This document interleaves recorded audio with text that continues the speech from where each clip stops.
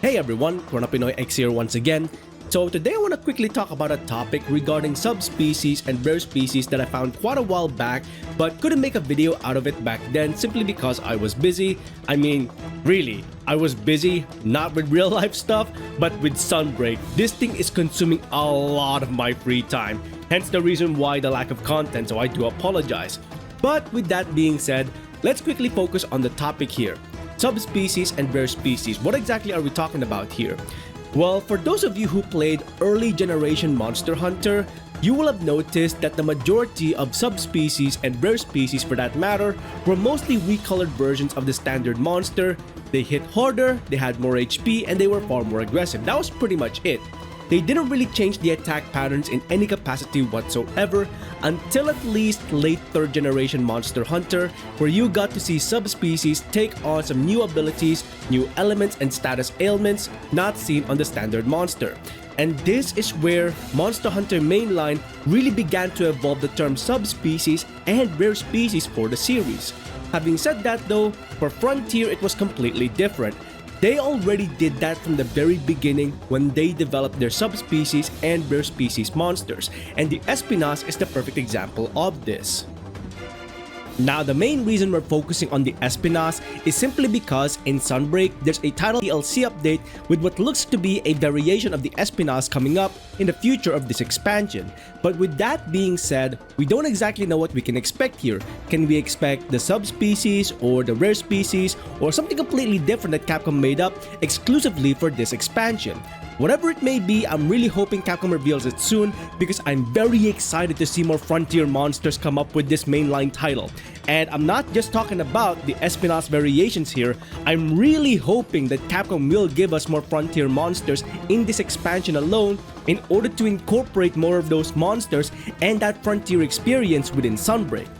Focusing on the Espinas, however, let's quickly talk about the subspecies and the rare species of this monster and how they fought extremely different compared to the standard monster. Now, for the Espinas subspecies, what you have here is a monster that has a tendency to build up power in order to unleash the majority of its attacks. What you have here is a monster that's comparable to some of the attack patterns seen on certain weapon types, like the Wyvern's Fire with its massive explosion, or alternatively, the Headbutt can be comparable to that of an upswing from a greatsword but fully charged. They both unleash massive damage, but they do take up time for the monster to build up, thus giving you an opening to attack the monster. How you will approach the monster at that point is completely up to you. Where the standard Espinas tends to riot all over the place, this one stands still, it gives you an opening, but you have to time your attacks carefully in order to make sure that you can avoid those massive damage that the monster will unleash against you. Now, as for the rare Espinas, this individual manipulates the environment around it by creating massive firewalls that could hinder the hunter's maneuverability, which means that movement is going to be limited when fighting this monster because you're always trying to avoid those firewalls that could easily drain your health because of the poison and the fire capabilities of this monster. Now, with that in mind, the monster can manipulate that firewall in order to be in close proximity to it, or alternatively, it can move it away from itself in order to hinder any hunters running away from it. So one way or the other, it's going to try and hinder your movement, and that's one of the key elements Rare Espinas has that you don't see on the standard monster or even the subspecies. Overall, it's a completely different fight because you're now having to think very differently on how you position yourself when fighting this rare individual.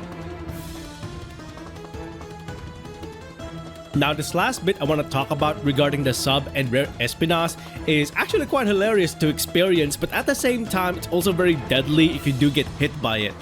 Similar to Lunastra and Teostra, the sub and rare Espinas actually do have a bond-like attack where they create a massive explosion that could easily massacre hunters who get too close to it.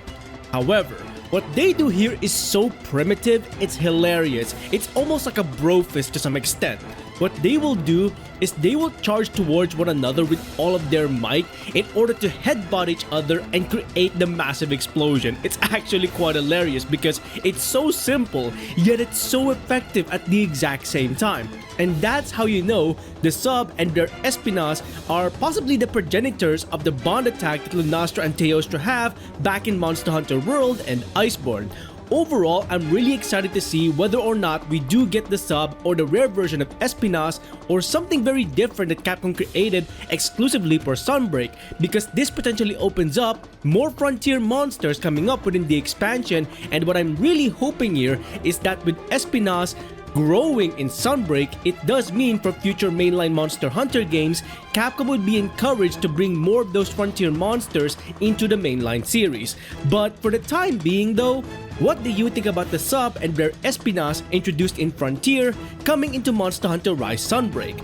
Let us know in the comments below your overall thoughts and opinions regarding these subspecies and rare species monsters coming up within the expansion. And as always, if you enjoyed these videos, please consider hitting the like on the video itself and subscribing to the channel, as well as hitting that bell icon so you can go ahead and catch up on any other content that I might be doing in future.